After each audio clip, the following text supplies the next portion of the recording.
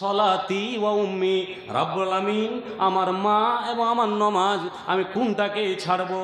যেমনি মা তিনবার ডাক দেওয়ার পরে, ও যুবক ছেলে, মা ডাকছে মানে ডাকছে, মার কথাটা শুনে দাও, তুমি কর্ণপাত করো না। তবুও মায়েরা উদার চিত্তের হয়, মা কোনোদিন বেটাকে বদদুয়া দেয় না। এই মা নিজেকে সহ্য করতে পারেনি, বারবার বারবার ডাকার পরেও যখন মার কথাতে উত্তর দেয়নি জোরাইজ, তখনই মা বদদুয়া দিয়ে দিলেন, বললেন লা তুমি তুহু হাত্তা তুরিয়াহু উজুহাল মুমেসাত, রাব্বুল আলামিন আমার ছেলে জোরাইজকে তুমি মৃত্যু দিও না, তার যেন মৃত্যু না আসে যতক্ষণ পর্যন্ত একটা বেশ্যা, একটা রান্ডি, একটা অশ্লীল বেহায়া নারীর মুখ না দেখে নিবে, ততক্ষণ আমার ছেলেটাকে তুমি মারিও না। আচ্ছা বলেন, মা বদদুয়া দিচ্ছে, আর কি দোয়া কবুল হবে না? যেমনি দোয়া বলা, ওইখানেই মাঠে রাখালেরা বকরি, ছাগল, মহিষ, ভেড়া, উট, গরু চড়াচ্ছিল। তার মধ্যে একজন মহিলাও, নারীরাও রাখাল নিয়েছিল, ওরাও চড়াচ্ছিল। ওরা রাখালেরা যে বলছে, এই তুই যে প্রেগনেন্ট, তোর পেটে বাচ্চা মানে পালি কোথায়? কোথায় পালি? তোর তো বিয়ে হয়নি, কোথায় পেয়েছিস এই বাচ্চাটা? যেমনই বলা তেমনই ও আশারাত এলা সুমাতেহি, সুমা মানে ঝুপড়ি, যে জোড়ায় যে ঝুপড়িতে নমাজ পড়ছিল, ওই রাখালনি মেয়েটা ইশারা করে দিল রাখালেরাকে যে এই পেটে যে বাচ্চাটা রয়েছে তার দায়, এই যে ঝোপড়িতে যে লোকটা রয়েছে যে ইবাদত করছে সেই এর দায়, এই পেটে আমার বাচ্চা করেছে। কেউ যদি খেতে চান, ডেলিকেট বন্ধ হয়ে যাবে, আপনারা খেয়ে আসতে পারেন। এই বাচ্চাটাই করে, এই লোকটা এই ঝুপড়িতে যে ইবাদত করেছে, মার দোয়া একদম কারেন্টের মতন কবুল হয়ে গেল। যেমনি শোনা তেমনি লোক আর কিছু বুঝলো না, দেশ পাইকারি হারে ম্যাট। যেই ঘরখানে ইবাদত করছিল, ভাবা ভাবি নেই, সবাই মিলে গিয়ে ঘর ভেঙে টেঙে শেষ করেছে। লোকটাকে মেয়েরা টাইরা, মানে পাইকারি হারে যা মারে, মানুষ কিছুই বুঝলো না যে ভুল বললো না সঠিক বললো। বিনা দোষে যে মা বদদুয়া করে দিল, জোরাইজ কিন্তু মার খেয়ে নিল। খেয়ে নেওয়ার পরে এই হাদিসে অনেক ব্যাখ্যা আছে। তিনটে বাচ্চা মায়ের কোলেই ভর পরে কথা বলেছিল, তার মধ্যে এটা একটা, আমি ওদিকে যাচ্ছি না। এই জোরাইজ মায়ের টের খাওয়ার পরে গিয়ে ওই বাচ্চাটাকে পবিত্র হয়ে যাওয়ার পরে বলছে, ইয়া আল গোলাম, এই শিশু, মান আবুকা, আচ্ছা বলো তোমার বাপকে? আমি তো তোমার বাবা নয়। আপনি বলবেন এই ছোট্ট শিশু, ছোট্ট বাচ্চা কেমন করে কথা বলতে পারে? তিনটা বাচ্চাকে রব্বুল আমিন মার কোলে হওয়ার পরে কথা বলিয়ে নিয়েছিলেন, তার মধ্যে হচ্ছে এটা একটা বাচ্চা। আল্লাহ রব্বুল আমিন বলে নিয়েছেন, এটাই মুআজিজা। আল্লাহ রব্বুল আমিন বলছেন, বাচ্চাটা বলছে আপনি আমার বাবা নন, আমার বাবা হলো এই রাখালের মধ্যে একটা রাখাল। যেমনি এলাকার রাখালেরা বুঝতে পারলো যে জোরাইজকে আমরা অন্যায়ভাবে পিটিয়েছি, জোরাইজকে আমরা অন্যায়ভাবে তার ঝুপড়িটাকে ভেঙে দিয়েছি, এটা আমাদের ঠিক হয়নি, এটা আমাদের ভুল হয়েছে। আচ্ছা বলুন তো, জোরাইজ কোনো অপরাধ করে নাই, তারপরেও মানুষেরা এমন একটা দৃশ্য দেখে নিল যে বুঝতে পারলো না ন্যায় অন্যায় কোনটা, দিয়ে আক্রমণ করে দিল। তারপরে তখন বলে দিল এরা গিয়ে, ও জোরাইজ তোমাকে চিন্তা করতে হবে না, নাসনাও সোমাতাহু বেজাহাবে, তোমার ঝুপড়িটাকে আমরা ভেঙে দিয়েছি, এটা তো তোমার কাঁড়ি দিয়ে করা আছে, এটা তো তোমার মাটি দিয়ে করা আছে, তোমার ঝুপড়িটাকে, তোমার ঘরটাকে আমরা সোনা দিয়ে করে দেব, সোনার ঘর বানিয়ে দেব, তুমি চিন্তা করো না। জোরাইজ বললেন, না না না না না না, তোমাদের সোনার লাগবে না, ইল্লা তিন, তোমরা মাটির ঘর আমাকে বানিয়ে দাও, ওটাই আমাদের জন্য, আমার জন্য যথেষ্ট, আমি ওই ঘরে ইবাদত করব। বলার উদ্দেশ্য হলো মানুষেরা পক্ষপাতিত্ব করতে গিয়ে এমনভাবে পক্ষে চলে যায় যে কোনটা নাই কোনটা অন্যায় কিছুই দেখে না, অন্যায়কে নিয়ে ঝগড়া করতে শুরু করে, যেটা আজকে আমাদের ইন্ডিয়ার সোশ্যাল মিডিয়া লড়ছে, ঝগড়া করছে। দেখে মনে হচ্ছে বাংলাদেশটা আমাদের ইন্ডিয়ার কোনো অন্তর্ভুক্ত রাজ্য, এরা চিল্লিয়ে চলে যাচ্ছে। দেখে মনে হচ্ছে বাংলাদেশে একটা আমার অমুসলিম হয়ে বেঁচে নেয়, নাউজুবিল্লাহ। কেন কেন? আর আমরা কি করি, ওই রিপোর্ট ব্যস্ত আছে, কি দেখছিস এবিপি আনন্দ, তুই কি দেখছিস, রিপাবলিক, ওগুলো নিয়ে ব্যস্ত। তুমি ইসলামী চ্যানেল দেখো না, তোমার ভিতরে ঐক্যতা নিয়ে আসো না, কিন্তু এইগুলো ওর সময় নেই। কিছু বল।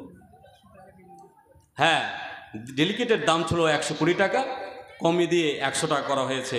যাদের ইচ্ছে আছে আপনারা খেতে পারুন।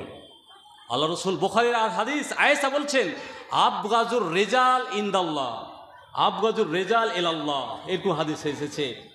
আল্লাহ আব্দুল খিসাম, যারা অধিক মাত্রায় ঝগড়া করে, কথায় কথায় ঝগড়া, কথায় কথায় ফিতনা, কথায় কথায় ফাসাদ লাগিয়ে দেবে, আছে কি নাই আপনাদের সমাজে? আমাদের সমাজে আছে। একগালা লোক থাকে খালি কাজিয়া লাগা। কেন? আপনাদের এলাকাতে বাজারেও আছে, খালি সাইডিং, পক্ষপাত, জাসুসি। কেন? লাভ কি?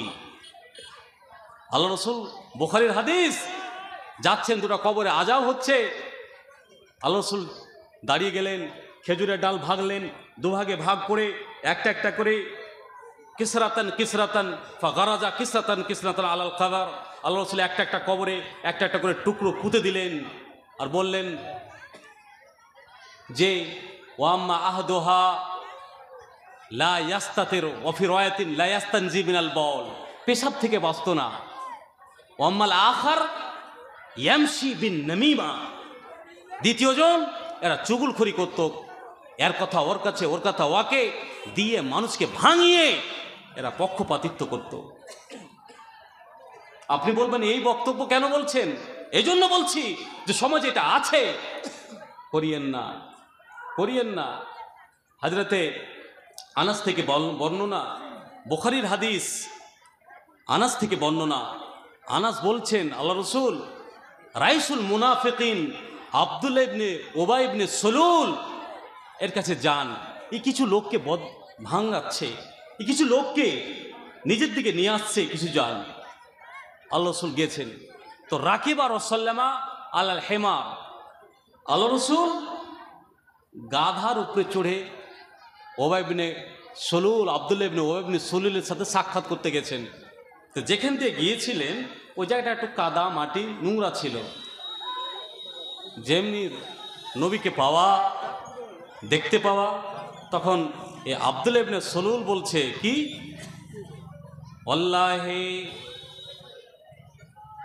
খোদার কসম, এ সলুল বলছে যে আল্লাহর কসম খেয়ে বলছি, আমি নবী যে এসেছে গাধাতে চড়ে, এর আগে আমি দুর্গন্ধ পাচ্ছিলাম না, নবী আসার কারণে আমি দুর্গন্ধ পাচ্ছি, গন্ধটা আমাকে ভালো লাগে না। আর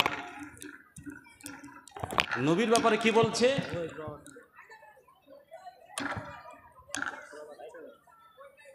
যে নবীর ঘামটা, ঘাম খুশবুর থেকেও উত্তম ছিল। আর এই বদমাহিস আব্দুল্লাহ ইবনে উবাই ইবনে সলুল নবীরকে বলছে যে নবী গন্ধ করছে। ওখানেই মুসলমানেরা তার সাথে দেখা করতে গিয়েছে, সাক্ষাৎ করতে গিয়েছে। যেমন এই কথাটা বলা, তখনই একজন মুসলমান প্রতিবাদ করে উঠে বসেছে।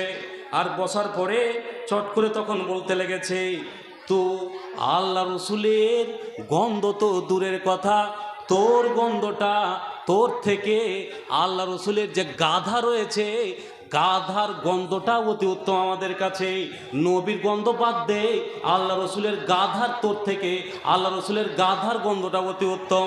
যেমনি কথাটা বলা তেমনি আল্লাহ রব্বুল আলামিনের নবীর সামনে মুসলমানেরা দুই পক্ষ হয়ে গেল, মুনাফিক এক পক্ষে আর মুসলমান এক পক্ষে। এরা মারামারি শুরু করে দিল। বুখারীর রয়াতে রয়েছে, কেউ ডাল দিয়ে মারতে লেগেছে, কেউ জুতা দিয়ে মারতে লেগেছে, কেউ হাত দিয়ে মারতে লেগেছে। যেমনই মারামারি চালু হয়ে যাওয়া, তখন রব্বুল আলামিন কোরআনের আয়াত নাজিল করে দিলেন, ওয়াইন তাইফাতানি মিনাল মুমিনিন ইকতাতালু, ও মুমিনেরা, তোমাদের মুমিনদের মধ্যে যদি দুটি দল অপাশে লড়ে যায়, এক অপরের মধ্যে যদি লড়ে যায়, উস্কাতে হবে না আর বলতে হবে না তুই কিসের কম আছিস। হে, তুইও কমিটপুরে 4টা পজিশনের মালিক রয়েছিস, তুইও কমিটপুরে হাটের কমিটির মধ্যে রয়েছিস, তুইও হাত কমিটিতে রয়েছিস, তুই কিসের কম রয়েছিস, তুইও ভিড়ে যা। এ ওর পক্ষে হলো, ও ওর পক্ষে হলো, পক্ষপাতিত্ব করে মুসলমানে লড়ে গেল, দোকানদারে লড়ে গেল। আর আল্লাহ রাব্বুল আলামিন বলছেন, ওয়াইন তাইফাতানি মিনাল মুমিনিন ইকতাতালু, যদি মুমিনের দুটি দল আপসের মধ্যে লড়ে যায়, ফাসলিহু বাইনাহুমা, খবরদার তোমাদেরকে উস্কাতে হবে না, দুজনের মধ্যে তোমাদেরকে মিল জিল নিয়ে আসতে হবে, সোলাহ করে দিতে হবে, সংশোধন করে দিতে হবে। এটাই হলো ইসলাম। আল্লাহ রাসূল কিছুই বললেন না, কিছুই বললেন না। দেখতে পাচ্ছেন যে উচিত আছে এরাকে কি করা, বলা, তারপরে বললেন না। নবীর গত हमने आँखों से देखा नहीं है मगर, हमने आँखों से देखा नहीं है मगर, उनकी तस्वीर सीने में मौजूद है। চোখ দিয়ে দেখিনি তো তাসবির মানে হচ্ছে আল্লাহ রসুলের যতগুলো হাদিস যদি পড়তে যান, আপনার চোখের সামনে প্রস্ফুটিত হবে সেকেলের আকারে। এটা সাহিত্যিক যারা, তারা এর অর্থ বুঝে, এজন্য লিখেছে। আপনি ভুল ধরতে পারেন নবী তো তাসবির নেই না, এজন্য কবি এটা কথা লিখেছে যে আপনি যদি হাদিস পড়েন তাহলে আপনি বুঝতে পারবেন নবী কত কথা বলে গিয়েছেন। বুখারীর হাদিস আমি যতটি বলেছি এখন অবধিও একটা আপনাকে এদিক থেকে বলিনি। 1 ঘন্টা হতে গিয়ে 1 ঘন্টা 10 মিনিট হতে যাচ্ছে। আল্লাহ রসুল তারপরে হাদিসে কি বলছে, বুখারীর হাদিস, আল্লাহ রসুল বলছেন,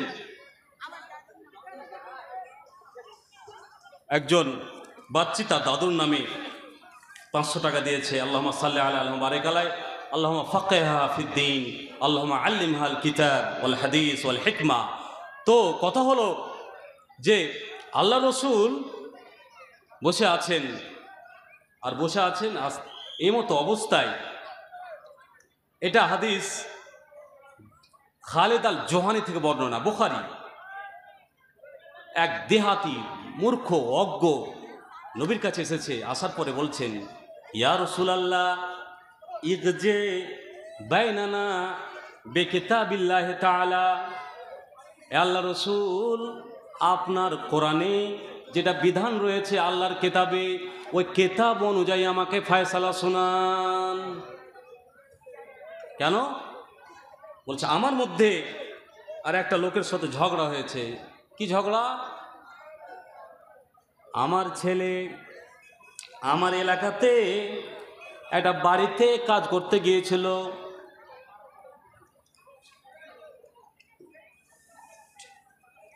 একজন বাবাজি 100 টাকা, আল্লাহুম্মা সাল্লি আলা আল্লাহুম্মা বারিক আলাই।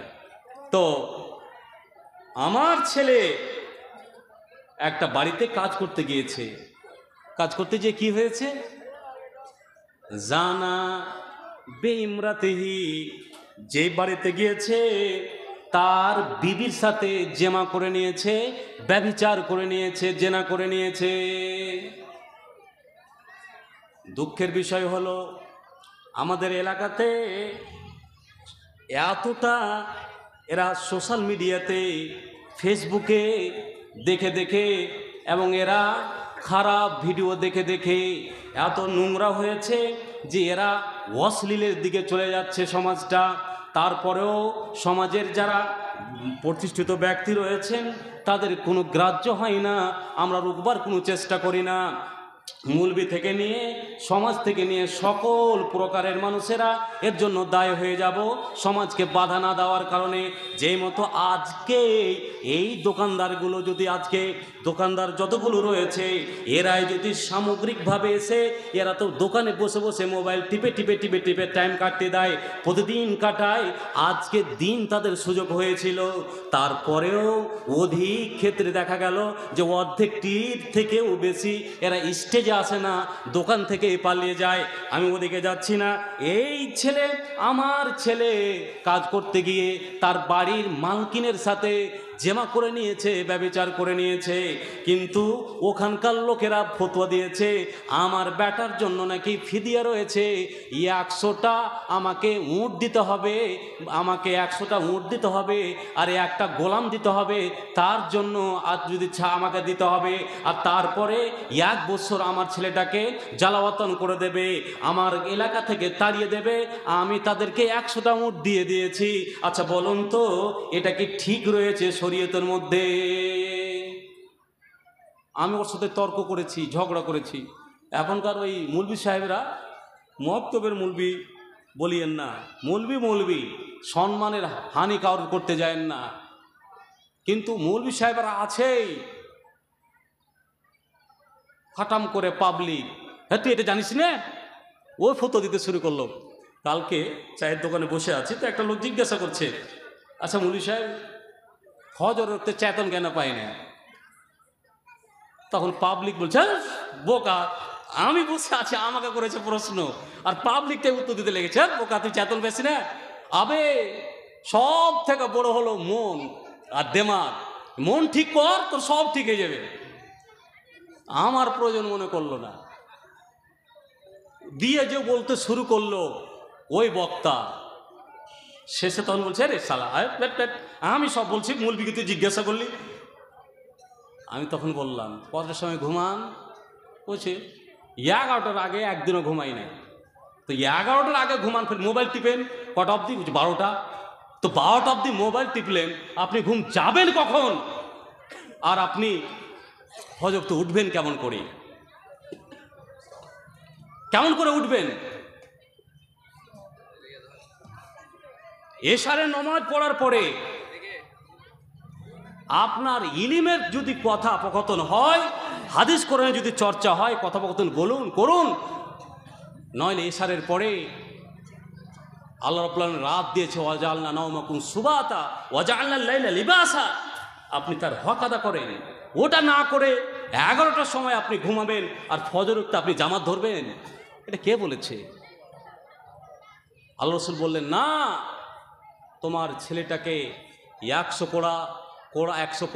কোড়া লাগাতে হবে, আর তোমার ছেলেকে 1 বছরের জন্য তাকে এই এলাকা ছাড়া করতে হবে, এটাই ফতোয়া। যেই এলাকার ফতোয়া দিয়েছে যে তোমাকে 100টা উট লাগবে আর একটা গোলাম আজাদ করতে হবে, একটা গোলাম দিতে হবে, এইটা কথা ভুল। আল্লাহ রাসূল তাকে ফয়সালা দিলেন। এলাকাতে অনেক এইগুলো ক্ষেত্র রয়েছে। মৌলভী সাহেব বসেই আছে, মুন্সি বাংলা বই পড়েছে ফতোয়া দিয়ে। কিছুদিন আগে সোশ্যাল মিডিয়া দেখতে পেলেন একজন সুনামধন্য আলেম, মাদ্রাসা পড়ায়, আমার শায়েখ, আমি 2-4টা কথা বলছি, 2-4 মিনিট। শায়েখ বসে আছেন বাটনা মাদ্রাসার, উনি একজন অনেকবারের বক্তা, উনি আমাকে চিনেন না, সময় ফতক ওনার সাথে দেখা করিনি, দেখা করেছি কিন্তু চিনেন না, ফেস জানেন না, কিন্তু বাটনা মাদ্রাসা আমি ওখানে অনেকবার ওনার সাথে আমার সাক্ষাৎ। এই জন্য আপনাকে বলছি যে আপনারা কিছু নিয়ে যান, শুনে যান। কেন আমাদের কাছে পশ্চিমবাংলার মধ্যে কয়েকটা মনোনীত খতিবের মধ্যে উনি একজন, এটা অন্তর থেকে বলছি। শায়েখের সামনে আমরা নাম করি না, আমরা বাটনা মাদ্রাসার প্রায় শিক্ষক, মাওলানা জানে, আপনাদের সামনে বলছি বলে যে নাম করছি না, মাওলানাও জানেন। তো কথা হচ্ছে যে কিছুদিন আগে শায়েখ বসে আছেন আর একজন বক্তা বাংলা পড়ে, বাংলা বই পড়ে, হাদিস কোরআন রিসার্চ করুন, যে ইমতাউল উকুলে একটা কথা আছে যে আপনার রয়াত বিল মানা মদলুলাতহু বিল আলফাজ, যে শব্দের আপনি যে হাদিস আপনি মানা রয়াত করবেন, কিন্তু মানা করতে গেলেও আলফাজের যেন ব্যতিক্রম না হয়, মানে আলফাজের শব্দ যেটা হাদিসে নকল করা হয়েছে ওর যেন ব্যতিক্রম না হয়, উল্টা না হয়। আপনি তর্জমা করুন, করতে করতে যেন আপনি লাইনচ্যুত না হন। তিনি নবীর নাম দিয়ে আল্লাহ রসুলের হাওয়ালা দিয়ে বলছেন যে যারা বিড়ি, তামাক, জর্দা, এটা আমি বলছি না সেটা জায়েজ, কুল্লু মুস্কিরিন খামারুন কুল্লু মুস্কিরিন হারামুন, ঠিক আছে, কিন্তু যেখানে পোড়া মারার কথা আছে, হদ মারার কথা আছে, সেটা হচ্ছে মান সারেবাল খামরা ও সাকেরা শব্দ ব্যবহার হয়েছে। ওর ব্যাপারে বলা হয়েছে যে লাম তুকবাল সালাতুহু আরবাঈনা সাবাহান, 40 দিন 40 রাত তার কি হবে না, নামাজ কবুল হবে না, বিনা তওবাতে যদি সে মরে যায় তাকে জাহান্নামে যেতে হবে। এটা শারাবের ব্যাপারে বলা হয়েছে। আরও বলি কয়েকটা কথা, যেই খাদ্য আরব দেশে 5টি প্রধান খাদ্য ছিল তাদের, ওই 5টি দিয়েই তারা শারাব বানাতো। খেজুর, কিশমিশ, আঙ্গুর, জও এবং গম, এই দিয়ে বানাতো। সকালে ভিজিয়েছে, সন্ধ্যাতে খাচ্ছে, এটা হচ্ছে তাদের নাবিজ। ওটাই সন্ধ্যাতে না খেয়ে যদি সকালে খেত, এত পবিত্র খাদ্য, সকালে খেলে ওটা নাবিজটাই যদি নাশা আসতো, ওটাই হলো শারাব। এই শারাব পান করে যদি নাশা আসে তাহলে তাকে পোড়া মারতে হবে 40, এবং তার নমাজ 40 দিন কবুল হবে না, বিনা তোবাতে মরে তাকে জাহান্নামে যেতে হবে। তবু আল্লাহ যদি ক্ষমা করে, আল্লাহ জানেন। এটা ফতুয়া। কিন্তু সোশ্যাল মিডিয়াতে সবাই যদি ফতুয়া দেয়, তাহলে যারা বিজ্ঞ আলেমে দিন রয়েছেন তাদের কি কদর, তাদের কি মর্যাদা। ইন্নামা ইয়ারিফু জাল ফাজলি মিনান নাসে জাওহু, যারা জ্ঞানীরা কি চিনেন। আল্লাহ রাব্বুল আলামিন কোরআনে বলছেন ফাসআলু আহলা যিকরি ইন কুনতুম লা তা'লামুন, তোমরা যদি যে বিষয়ে জ্ঞান রাখো না, যে বিষয়ে তোমরা বুঝো না, যারা জ্ঞানী, যারা ইলিমওয়ালা, যারা জুররায়, তাদের কাছে গিয়ে জিজ্ঞাসা করো। অনেক কথা বললাম, অনেক কথা বলার ছিল। যাই হোক, আপনার 9টা 20 হয়ে গিয়েছে। এই যতক্ষণ আপনারা থাকবেন শায়েখ বক্তব্য দেবেন, ওমা আলাইনা ইল্লাল বালাগ, সকল মানুষকে, বক্তা শ্রোতা সকলকে যেন উল্লিখিত বর্ণনার উপরে আমল করার তৌফিক দান করেন। আমিন। আসসালামু আলাইকুম ওয়া রাহমাতুল্লাহি ওয়া বারাকাতুহু।